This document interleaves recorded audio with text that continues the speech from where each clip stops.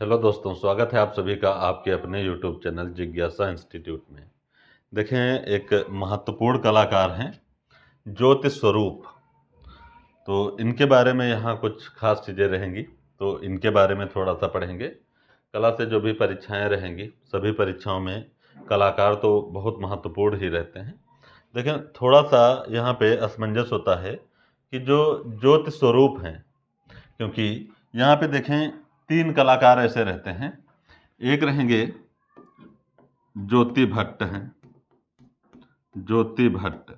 तो ज्योति भट्ट जो मुख्यतया से रहेंगे, ये छापाकार हैं, छापाकार और पुरुष हैं, पुरुष हैं। और इनका विख्यात चित्र रहता है देवी वगैरह, जल थल नभ वगैरह, सृष्टि वगैरह, ये सारी चीज़ें यहाँ से रहेंगी। तो ज्योति भट्ट जो हैं ये पुरुष हैं और छापाकार हैं। ठीक, तो यहाँ पे ज्योति स्वरूप और ज्योति भट्ट अलग अलग ध्यान रखेंगे। एक रहेंगे ज्योत्सना भट्ट, ज्योत्सना भट्ट। तो ज्योत्सना भट्ट जो हैं ये सिरेमिक के लिए पूछी जाएंगी, सिरेमिक के लिए। और ये जो हैं महिला हैं, सिरेमिक के लिए, और ये महिला हैं। तो ये सिरेमिक हैं, नहीं है तो पॉटरी बता सकते हैं, या मृत्तिका वगैरह, जैसा वहाँ पे विकल्प रहे। पॉटरी आर्टिस्ट हैं या मृत्तिका वगैरह, जैसे वहाँ पे आ जाए, टेराकोटा सिरेमिक जैसे। तो ज्योति भट्ट यहाँ पे पुरुष हो गए और ज्योत्सना भट्ट यहाँ पे महिला हैं। तो ज्योति भट्ट जो पुरुष हैं, इन्हीं की ये पत्नी रहेंगी, इन्हीं की ये पत्नी हैं ज्योत्सना भट्ट। तो 2 ये हो गए, और एक पढ़ने हैं ज्योति स्वरूप। तो ज्योति स्वरूप जो रहेंगे, तो ये भी पुरुष रहेंगे, पुरुष रहेंगे। तो ध्यान रखेंगे थोड़ा सा, नाम ये बहुत ज़्यादा जो है वहाँ पे उल्टे सीधे, मतलब थोड़ा सा ये रहता है ना कि एक जैसे रहते हैं, तो वहाँ पे समस्याएं थोड़ी सी हो जाती हैं। तो ज्योति भट्ट जो रहेंगे ये पुरुष हैं, छापाकार हैं। ज्योत्सना भट्ट सिरेमिक हैं, जो कि महिला हैं। इन्हीं ज्योति भट्ट, ज्योति मणिशंकर भट्ट इनका पूरा नाम रहेगा। इन्हीं की वाइफ ज्योत्सना भट्ट हैं, जो सिरेमिक आर्टिस्ट हैं, पॉटरी आर्टिस्ट कह लेंगे।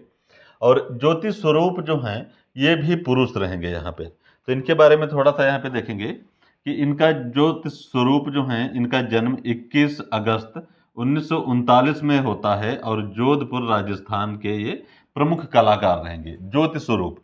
तो अब जो भी आगे पढ़ेंगे वो ज्योति स्वरूप के बारे में रहेगा। तो ये जोधपुर राजस्थान से संबंधित हैं, या वहाँ पे इनका जन्म रहेगा। प्रसिद्ध अब देखेंगे, इनकी प्रसिद्धि किस रूप में रहेगी। तो ये ज्योति स्वरूप चित्रकार हैं, इसके अलावा ये कवि हैं, कवि हैं, और इसके अलावा ये नाटककार के रूप में पूछे जाएंगे। म्यूरल आर्टिस्ट भी हैं, प्रख्यात रहते हैं। रसायन शास्त्री हैं और होम्योपैथी भी हैं। तो ये इनकी विशेषताएं रहेंगी। मुख्यतः ये चित्रकार हैं, लेकिन साथ ही साथ कवि, नाटककार, म्यूरल या भित्ति चित्र आर्टिस्ट रहेंगे, रसायन शास्त्री रहेंगे, होम्योपैथी आर्टिस्ट रहेंगे, या होम्योपैथी के ज्ञाता रहेंगे। तो वहाँ पे ये प्रसिद्धियाँ हो जाएंगी ज्योति स्वरूप की, जो जोधपुर से संबंधित हैं। अब नेक्स्ट देखेंगे इनकी जो शिक्षा रहती है। तो शिक्षा देखें, इनकी जो कला की शिक्षा रहती है, एकेडमिक नहीं मानी जाती है। इन्होंने शिक्षा जो ग्रहण की थी, तो इन्होंने इंजीनियरिंग की पढ़ाई की थी। तो इंजीनियरिंग की पढ़ाई इन्होंने जो की थी, वो माता पिता की इच्छा से इन्होंने की थी, लेकिन इनका मन इंजीनियरिंग की पढ़ाई में नहीं लगा और चित्रकार की तरफ ये मुड़ गए, या उसकी तरफ इनका झुकाव जो है प्रबल हो गया। तो यहाँ पे ज्योति स्वरूप जो रहेंगे, तो शिक्षा ये इंजीनियरिंग की किए हैं, लेकिन इनका जो ज़्यादा मन लगा रहा है वो चित्रकार के रूप में लगा रहा है। नोट करके पॉइंट देखेंगे कि इनकी चित्रण शैली जो है, उसमें इन्होंने अमूर्त एवं अभिव्यंजनावादी, है ना। तो अमूर्त मतलब रहेगा एब्स्ट्रैक्ट, और अभिव्यंजनावादी मतलब रहेगा एक्सप्रेशनिज्म। तो ये दोनों प्रणालियां हैं, दोनों स्टाइल हैं, या दोनों शैलियां हैं। तो उन पर इन्होंने चित्रांकन किया है। मतलब इन्होंने एक एब्स्ट्रैक्ट, जो अमूर्त एब्स्ट्रैक्ट को सबसे पहले संयोजित करने वाले अपने चित्रों में भारतीय चित्रकारों में राम कुमार जी अग्रणी रहते हैं। ठीक, वहां से एक चीज ध्यान रखेंगे कि मूर्त से अमूर्त की तरफ, फिगर आर्ट से वो एब्स्ट्रैक्ट आर्ट की तरफ भारतीय कला इतिहास को ले जाने वाले पहले कलाकार राम कुमार माने जाते हैं। बनारस के घाट उनके प्रसिद्ध रहते हैं। तो ये भी जो एब्स्ट्रैक्ट और एक्सप्रेशनिज्म प्रणालियों में या इन शैलियों में या इन स्टाइलों में इन्होंने अपना चित्रांकन कार्य किया या अंकन कार्य किया, कुछ भी कह लेंगे। तो यहाँ से ये चीज़ें प्रमुख हो जाएंगी। नेक्स्ट देखेंगे इनकी कला पर जो प्रभाव रहेगा, तो ये रहेंगे विसेंट वान गाग जी हैं, वान गो इनको लिखकर आ जाता है, स्टारी नाइट तारों भरी रात, ये सब इनके प्रमुख चित्र रहते हैं। पिकासो रहेंगे, तो पिकासो ये घनवाद के जनक के रूप में भी जाने जाते हैं। तो इनका जो पिकासो का संबंध रहता है, गोयनका वगैरह पूछा जाता है, महत्वपूर्ण रहते हैं। ये पालकली हैं, तो पालकली जो रहते हैं ये एक्सप्रेशनिज्म कलाकार माने जाते हैं, कुल्हाड़ी से कटा हुआ सिर वगैरह, सितारों की ओर वगैरह, ये सब जो है इनके प्रमुख चित्र रहेंगे। तो इनके ऊपर जो ज्योतिष स्वरूप जी हैं, इनके ऊपर जो प्रभाव रहेगा, तो विसेंट वान गाग, पिकासो, पालकली, ये सब वेस्टर्न आर्टिस्ट हैं, इनसे ये प्रभावित रहेंगे। प्रमुख रंगांकन तकनीकी इनकी जो रहेगी, जिसको हम प्रमुख माध्यम के नाम से भी कह सकते हैं, तो ये जल रंग में इन्होंने और तैल रंग में और साथ ही साथ एक्रेलिक रंग में। एक्रेलिक के जन्मदाता भारत में सतीश गुजराल माने जाते हैं, जन्मदाता सतीश गुजराल माने जाएंगे, यहाँ पे सतीश गुजराल माने जाएंगे, है ना। और आयल के अगर वेस्टर्न में देखेंगे तो वहाँ पे आइक बंधु वगैरह रहते हैं, है ना। ह्यूबर्ट वान आइक, जॉन वान आइक, दो भाई माने जाते हैं। और वैसे यहाँ पे राजा रवि वर्मा माने जाएंगे, कंपनी शैली से प्रेरित होकर इन्होंने, राजा रवि वर्मा ने तैल रंगों में कार्य किया था, तो ये माने जाएंगे। वाटर कलर में जो पाल्स एंड बॉय वगैरह माने जाते हैं, भारत में अवनींद्रनाथ वगैरह जो वास शैली के जनक रहेंगे, तो उनकी वास शैली रहेगी और वास शैली में जो कार्य रहेगा उनका, वो जल रंग में रहेंगे, तो वो अग्रणी माने जाएंगे यहाँ पे। तो ये जो कार्य किए हैं ज्योतिष स्वरूप जी, तो वाटर में, आयल में और एक्रेलिक में इनका कार्य रहेगा। तो नेक्स्ट देखेंगे, यहाँ पे प्रभाव हो गया, माध्यम हो गया। नेक्स्ट देखेंगे इनका प्रमुख कार्य देखेंगे, तो इनका जो प्रमुख सीरीज रहती है इनके द्वारा, या प्रमुख इनका जो चित्रांकन कार्य रहेगा, तो यहाँ पे ये सीरीज देखिएगा, इसका नाम है ज्योतिष स्वरूप श्रृंखला। ये ज्योति है, ज्योतिष स्वरूप श्रृंखला, अपने नाम की इन्होंने एक श्रृंखला निर्मित की है। ये श्रृंखला जो रहेगी, तो इस श्रृंखला में इन्होंने एक्रेलिक रंगों को स्प्रे द्वारा है, तो इसको एक्शन पेंटिंग द्वारा कह सकते हैं, एक्शन पेंटिंग। एक्शन पेंटिंग के जो जन्मदाता माने जाते हैं वो जैक्सन पोलाक माने जाते हैं, जैक्सन पोलाक वगैरह माने जाते हैं। ये बहुत पूछा जाता है एक्शन पेंटिंग, तो जैक्सन पोलाक सीधे से मिला देना है। और भी कलाकार रहते हैं, लेकिन ये सबसे अग्रणी रहते हैं। तो स्प्रे द्वारा इन्होंने कैनवास पर लगाया था। तो जो ज्योतिष स्वरूप सीरीज रहेगी, इन्होंने एक्रेलिक रंगों का प्रयोग किया, स्प्रे तकनीकी द्वारा। धरातल रहेगा यहाँ पे कैनवास, तो माध्यम हो जाएगा एक्रेलिक, तकनीकी अगर आती है तो स्प्रे। तो ज्योतिष स्वरूप जो इनकी सीरीज रहेगी, श्रृंखला रहेगी, तो देखेंगे इस श्रृंखला की एक कृति के लिए, इस श्रृंखला, देखें सीरीज का मतलब ये होता है कि उसमें एक से अधिक चित्र हों, ठीक है। किसी भी सीरीज का चित्रण जब करते हैं तो एक से अधिक चित्र वहां पे रहेंगे। तो इस कृति के लिए, इस जो सीरीज में एक कृति रहेगी, क्योंकि कई सारी कृतियां हैं इसमें, तो उसकी एक कृति के लिए 1984 में राष्ट्रीय ललित कला अकादमी का इनको पुरस्कार मिला था। ये चीज हो जाएगी। और इसे बनाने में इन्हें 4 साल लगे थे। जो ज्योतिष स्वरूप सीरीज रहेगी, तो इसको निर्मित करने में 4 साल लगते हैं इनको। नेक्स्ट देखेंगे, अगली सीरीज है, बहुत ज़्यादा महत्वपूर्ण है। ये मध्य प्रदेश असिस्टेंट प्रोफेसर 2024 में जो एग्जाम हुआ था, उसमें भी पूछा गया था कि इनर जंगल सीरीज किसने निर्मित की।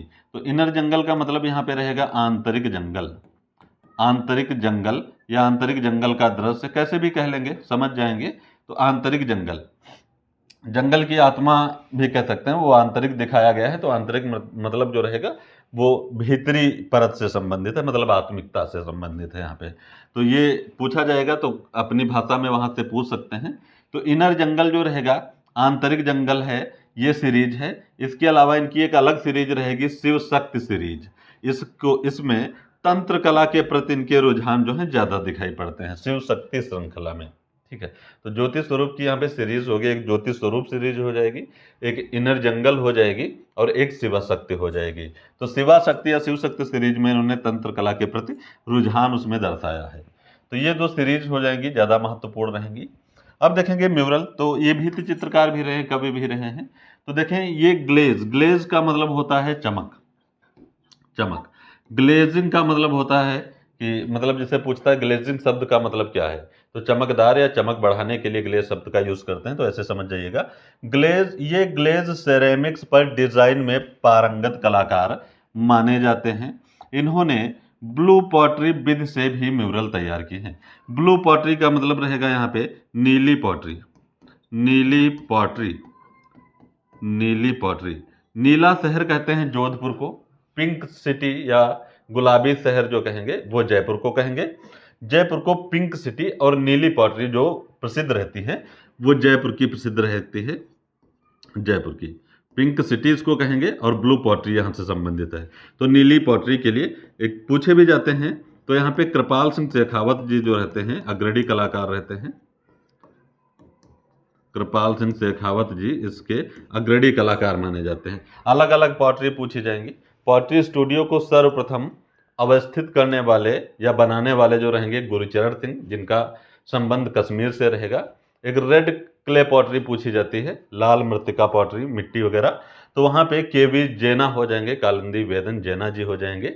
उन्होंने जो केजी सुब्रमण्यम वाला डार्क चैम्बर रहा है जो लखनऊ के रविंद्रालय चारबाग के सामने रहेगा, तो उसमें भी रेड क्ले जो टेराकोटा का प्रयोग किया गया, केवी जैना ने वहाँ पे उसको तैयार किया था।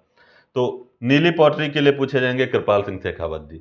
तो इन्होंने ज्योति स्वरूप जो रहेंगे, तो इन्होंने ब्लू पॉटरी विधि मतलब नीली पॉटरी से भी म्यूरल तैयार किए थे। तो ये चीज़ें महत्वपूर्ण रहेंगी।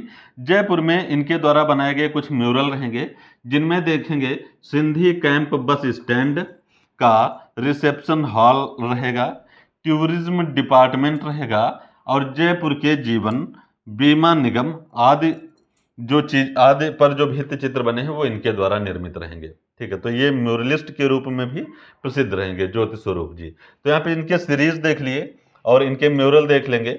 नेक्स्ट देखेंगे इनके प्रमुख चित्र जो रहेंगे, तो प्रमुख चित्रों में इनके देखेंगे रहेगा मैं और समाज है, द वाइफ ऑफ डेथ है, द लास्ट वॉइस है और त्रिशूल।